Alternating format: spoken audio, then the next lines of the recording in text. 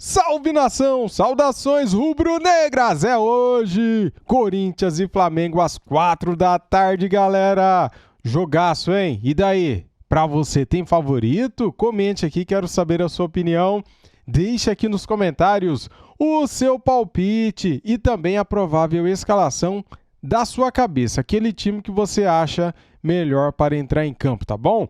Cara, temos aqui um corte bacana, hein, com Mauro Naves, o Capita Fábio Luciano, Pascoalzito e o Abel Neto. Galera, vamos ver aqui o que eles falaram deste jogo, então deixa o like, se inscrevam e ative o sininho. As imagens são da ESPN Brasil, link na descrição como créditos. Grupo Disney, vamos lá. Muito desse grande jogo da 25ª rodada, Botafogo e Fortaleza. Vamos falar de outro grande jogo, mas com objetivos, desafios, pensamentos muito diferentes. Porque o Corinthians está lá embaixo, está lutando para sair da zona do rebaixamento. O Flamengo, obviamente, ainda pensa no título. E a Duda Gonçalves traz para a gente informações desse confronto. Lágrimas, aplausos e gratidão. O tchauzinho tímido marcava a última passagem de Tite pelo Corinthians. 8 anos depois, na mesma arena, ele vai reencontrar a fiel torcida com quem dividiu tantas alegrias. E vamos ganhar. Perguntado sobre o assunto, Tite se esquivou. Só Bahia e o jogo de hoje, tem bastante coisa aqui pra gente falar. E a felicidade da performance da equipe.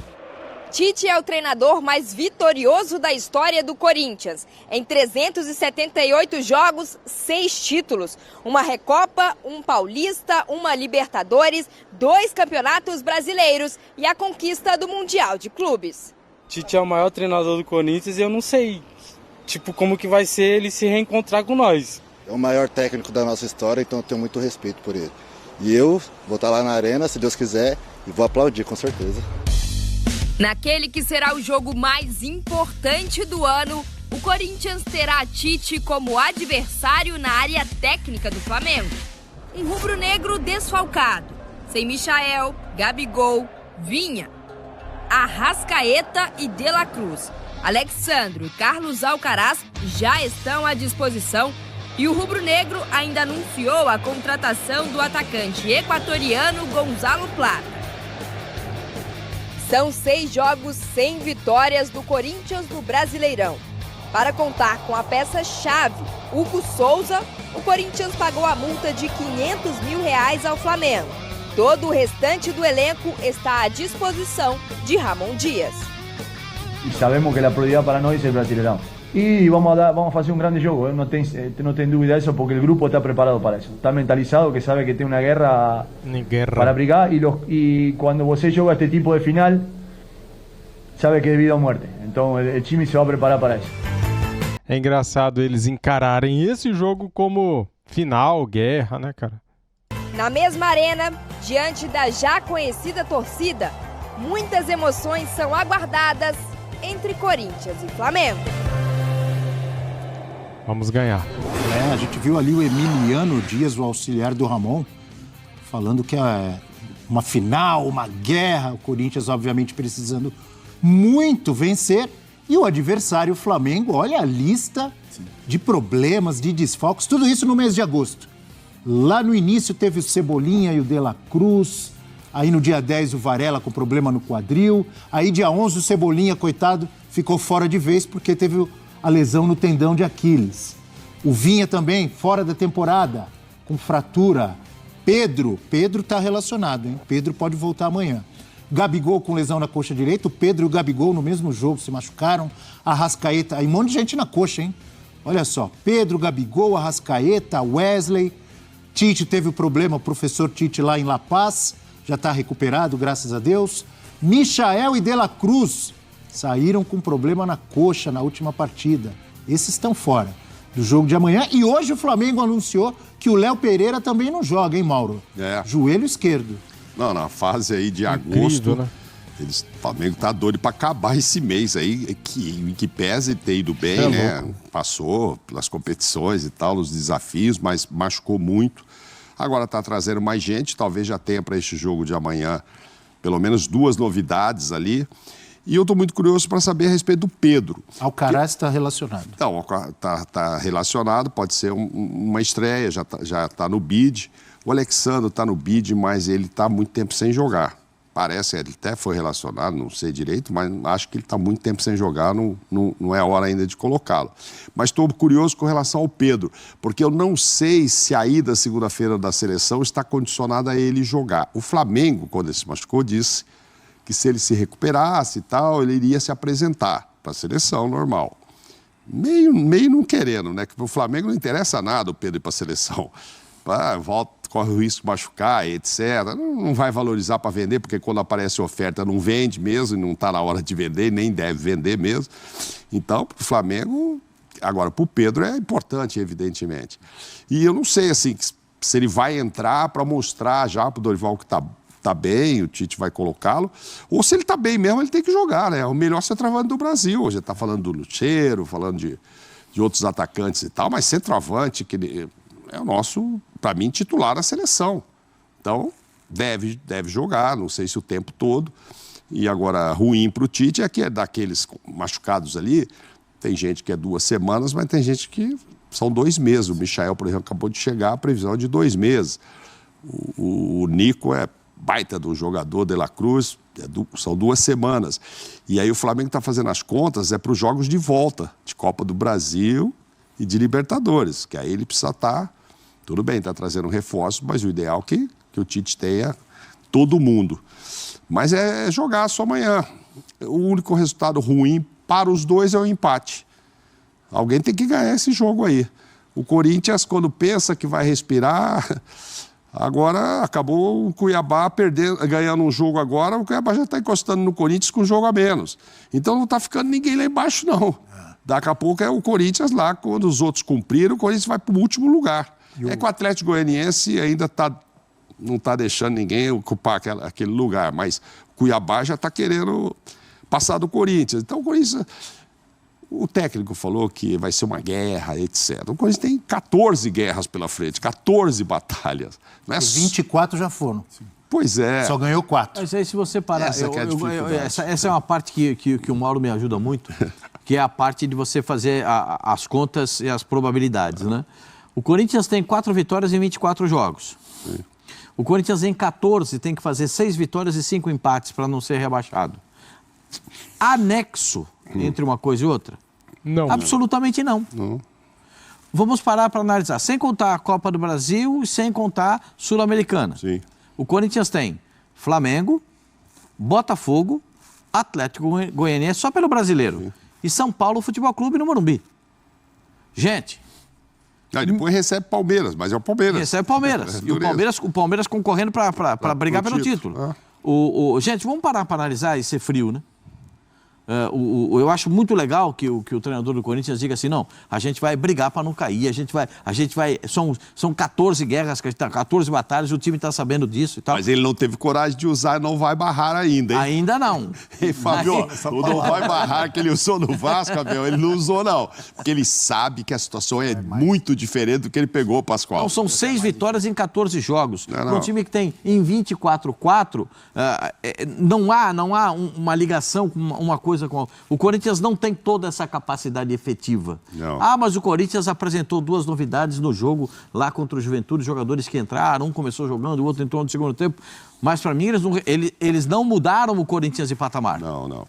Eles não têm esse potencial de transformar. Por exemplo... Mais jogos do que pontos, Pascoal. 24 jogos, 22 pontos. Empatou muito, 10 vezes. Se tivesse empatado mais vezes, todos os jogos, pelo menos tinha 24 pontos. Tinha 2 a mais. Só que se empatar os 38, cai. Com 38 pontos, ninguém sobrevive. É óbvio que é um Corinthians e Flamengo, mas como a gente mostrou ali, o Flamengo muito desfalcado, o Corinthians que já está sendo pressionado, precisa vencer. Se perder do Flamengo, não ganhar, vão falar, perdeu do time do Flamengo, todo remendado. Não, mas olha, peraí. Mas olha esse remendo aí. Mas vão falar. É um grande time do Flamengo, mas vão falar.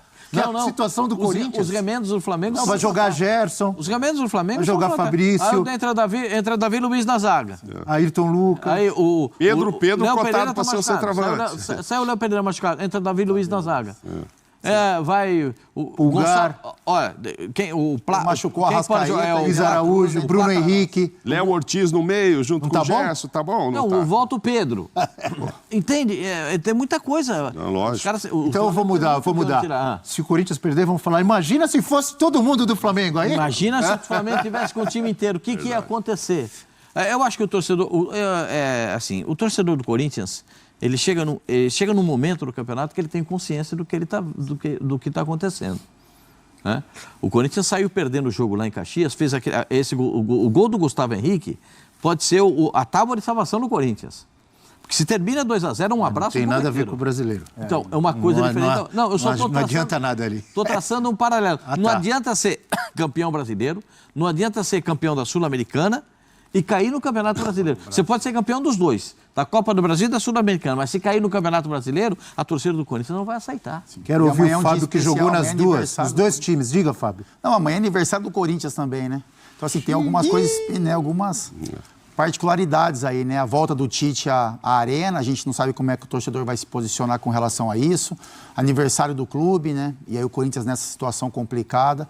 É isso, Abel, o que você colocou, né? São times que brigam por objetivos completamente diferentes, né? O Flamengo tem muitos desfalques, chama muito atenção isso.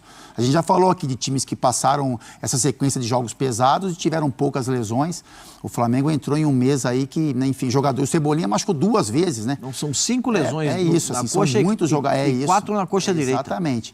Mas mesmo assim, mesmo o Flamengo tendo problemas, o Flamengo foi para o mercado, conseguiu trazer jogadores que podem fazer esse Flamengo ainda mais forte. Então, só assim, o Caraz e Plata. É isso, a escalação do Flamengo, os 11 para o jogo de amanhã, é uma escalação que enfrentaria não só o Corinthians na situação ruim, mas como qualquer outra equipe de igual para igual. E agora, com relação ao Corinthians, existe uma pressão natural pelo momento, né, pela pontuação, por ser um jogo dentro de casa, por ter essa questão do aniversário do clube, o torcedor não quer passar uma vergonha dentro de casa em uma data tão especial. Então, assim, é um jogo gigante, as maiores torcidas do Brasil, movimenta muito na imprensa, o torcedor também se mobiliza para esse confronto, Abel.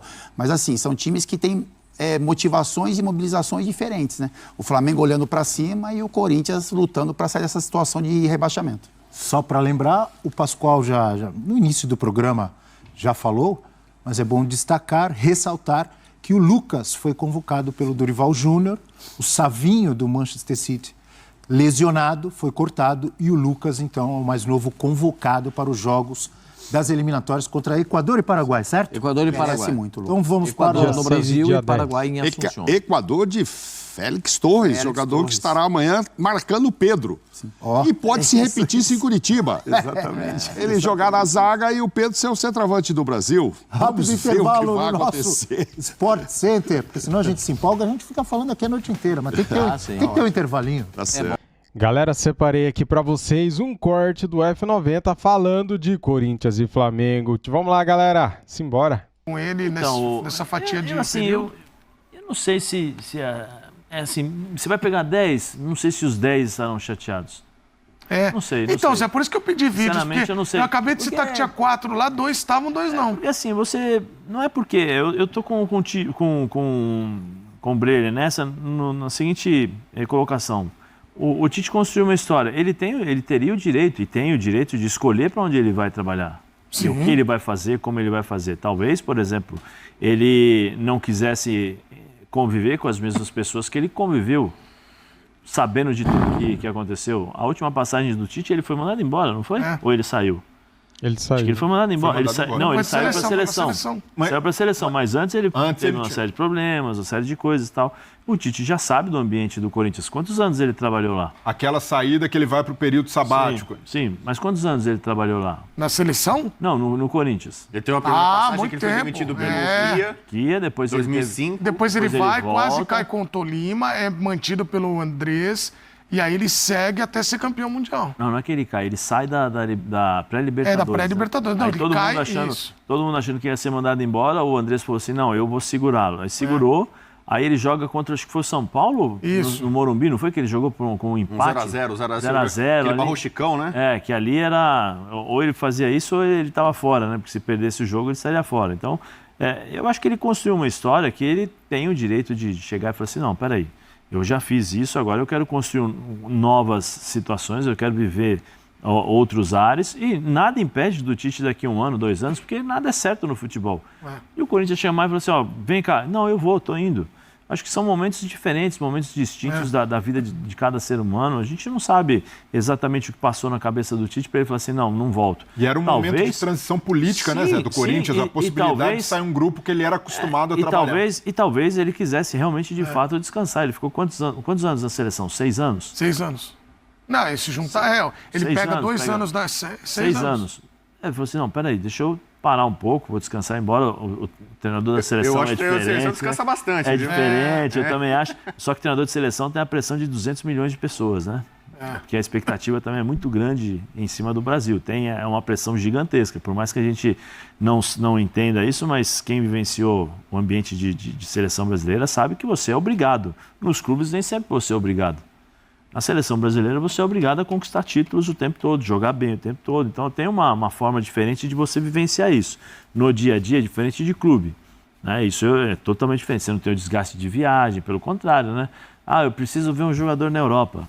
Vamos lá, uma semaninha. Não precisa acordar cedo no dia para dar treino. Não precisa dar treino. Viagem primeira classe, né? Business, vai lá, tal, hotel bom, tudo certinho e tal. Mas existe uma pressão que é alta, que é forte.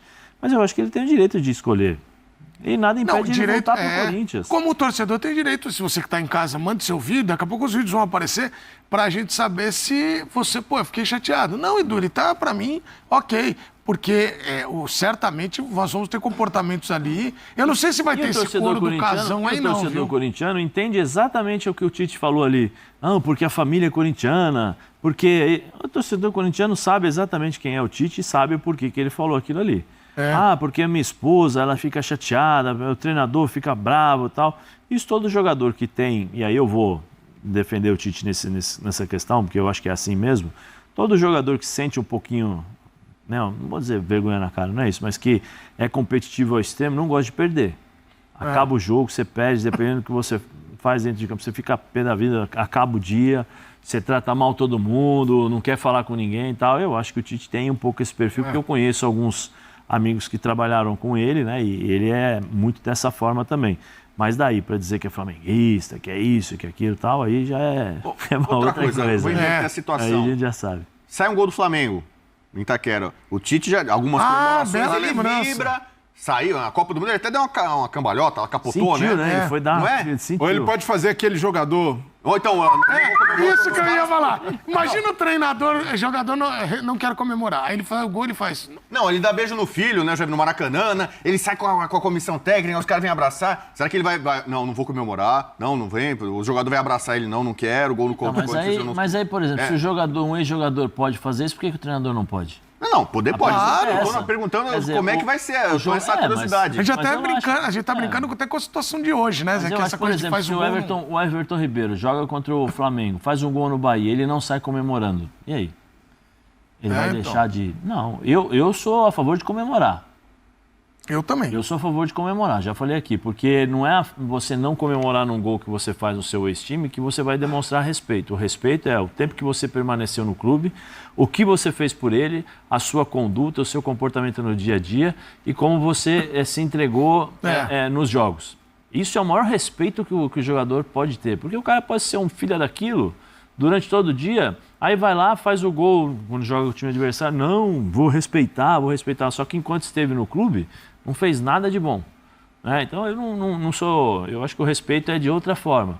Mas se o Tite fizer um gol contra o Corinthians, né? E ele não comemorar, eu acho que a torcida do Flamengo tem que entender. Porque se ele estivesse do outro lado, provavelmente ele teria a mesma conduta. Ele iria fazer a mesma coisa. Eu não vejo assim aquela. Eu acho que é natural. Falar em Hugo Souza, o Corinthians vai pagar a multa, hein? Pra ele jogar aí também. 500 mil. Tem que pagar. Hein, Breno? Pagar, né? O cara, se não pagar 500 mil, vamos economizar esse dinheiro pra tomar depois. Não dá, né? O dinheiro do Wesley entrou ou não? Porque tava bloqueado. Parece que o Wesley tá conseguindo na justiça a liberação pra ele seguir então o rumo dele e depois ter a liberação do dinheiro. 120 milhões, né? Embora o Hugo Souza tenha falhado realmente no primeiro gol do Juventude, ele fez realmente 2 grandes defesas que evitaram que o Corinthians saísse atrás do placar ainda no primeiro tempo. É um goleiro que já criou uma identificação imediata pelos serviços prestados, as defesas de pênalti. Então é fundamental que ele jogue. E o Corinthians tem ainda essa inconsistência na defesa. Eu até imaginava que o Ramon Dias priorizaria estancar ali o problema da defesa, fazer um time mais seguro e depois elaborar mais o ataque. Mas em alguns jogos o ataque tem funcionado melhor que a defesa, tem produzido, mas o Corinthians continua sendo frágil lá atrás, apesar do impacto muito positivo do Hugo Souza, tem feito milagres porque a defesa ainda deixa muito a desejar. Vamos colocar na tela a classificação. Eu sei que o Zé não gosta, mas tem que colocar a classificação do campeonato. Pode colocar, não tem problema não. Não, porque... Eu falei na primeira rodada que o campeonato do Corinthians era do meio da tabela. Falou mesmo. Tô de prova aqui. É isso. Fortaleza em primeiro lugar, 48 pontos. Botafogo, 47 segundo. Esse jogo aí acontece. Daqui a pouco nós vamos falar dele também aqui nesse Futebol 90. Acontece nessa rodada. Palmeiras e Flamengo, 44. São Paulo, 41. O Bahia com 39, depois o Cruzeiro 38, Vasco 31, Atlético Mineiro 30, Atlético Paranaense 29. Vira aí que agora é a hora da verdade para o Corinthians. Atenção, Internacional 29, Criciúma 28, Juventude 28. Dá uma olhada ali, Bubu. Todo mundo com um jogo a menos que em relação ao Corinthians. Exatamente. Grêmio também tem jogos a menos, 27 pontos. Red Bull Bragantino, um jogo a menos, 27. Fluminense, 24. E aí, Vitória, Corinthians, Cuiabá e Atlético Goianiense na zona de rebaixamento. Notem que se o Fluminense, eu repito aqui o que a gente tem falado durante a temporada, o Fluminense não vai cair, não deve cair, mas se o Fluminense ganhar seu jogo agora... Contra o São Paulo, que deve estar meio dizimado. Isso. E aí o Corinthians perder do Flamengo, o Corinthians fica a 5 pontos de sair da zona do rebaixamento, com todo mundo em cima dele ali, com jogos a menos. 2 jogos. E o próximo jogo, depois do Botafogo, é o Flamengo. Quando o Flamengo é o Botafogo. Porque essa tabela aí, ela é meio ilusória, Zé, Breiler e Bubu, porque a gente olha sempre assim. Tem time aí que faltam 2 jogos. Mas o outro time falta uma pra rodar. Só que o Corinthians já tá certinho, viu? O Corinthians tá cumprindo bem. Tá lá, 24 jogos. Uma coisa curiosa. Desde o começo do campeonato, o Corinthians nunca teve mais pontos do que jogos. Nunca. Ele tem 24 jogos, 22 pontos. Ele não consegue ter, seria uma média de 1 ponto por jogo, 1 ponto por rodada. Imagina, são 38 jogos, você fazer 38 pontos. O Corinthians fica abaixo dessa média, ele não consegue ter o mesmo número de pontos que jogos. É terrível. É muito complicado isso aí, hein? Bem complicado. Complicado é o dia a dia deles lá, né? Me parece que ninguém entende, né? Ninguém olha um pro outro assim, fala qual a necessidade do clube, o que a gente está precisando, como é que funciona, porque contratar por contratar... Ô Zé, vamos ser bem sinceros, e aí eu não sei o que vocês acham também, pra gente já mudar também pra falar do Vascão da Gama, que foi heróico hoje. Lembrando que hoje é a versão pocket do programa, a gente vai até 2h30. Mas imagina... Tá, já vou te chamar. Mas imagina a sala do presidente. Chegou para trabalhar, pôs a pasta. Aí ele senta aqui, ó, na mesa e faz assim. Olha aqui, tem a pasta 1, porta 1, 2 ou 3. 1, o time, zona de rebaixamento. 2, contas bloqueadas. 3, impeachment. Vamos lá, qual que eu vou? A 1, a 2, a 3. Não dá, Zé. Por isso que eu acho que é a situação, o cenário todo. É complicado. E não dá pra ficar colocando só na conta do Ramon Dias. Tem muita coisa pra ele resolver, o time ainda não tá andando, não achou o 11 ideal, mas os problemas do Corinthians são muito mais profundos e esses fora do campo preocupam mais. O cenário todo. Galera, a situação do Corinthians é caótica. Olha só esses números aqui, galera. Corinthians, 18º colocado. Em 24 jogos, ele tem 22 pontos. Ele ganhou 4 jogos, perdeu 10, empatou 10, marcou 20 gols, tomou 30 gols, tem um saldo negativo de 10 gols, 30% de aproveitamento. Cara, o Corinthians está com uma cara de Série B. Se não cair, vai ser milagre, galera. Se o Flamengo ganhar, vai ficar mais distante ainda de sair do Z4. A situação do Flamengo é oposta, né? O Flamengo tem 44 pontos, um jogo a menos do que a maioria dos times, né? Flamengo, se vencer o Corinthians, vai a 47 pontos com um jogo a menos. Flamengo, neste momento, é quarto colocado, tá bom?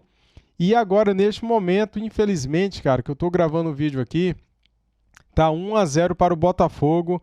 O Botafogo está vencendo o Fortaleza 35 do segundo tempo, 1-0.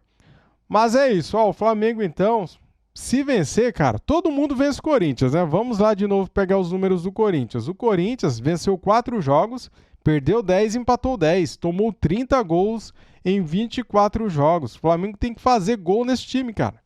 O Flamengo é bom, o Flamengo é muito melhor que o Corinthians.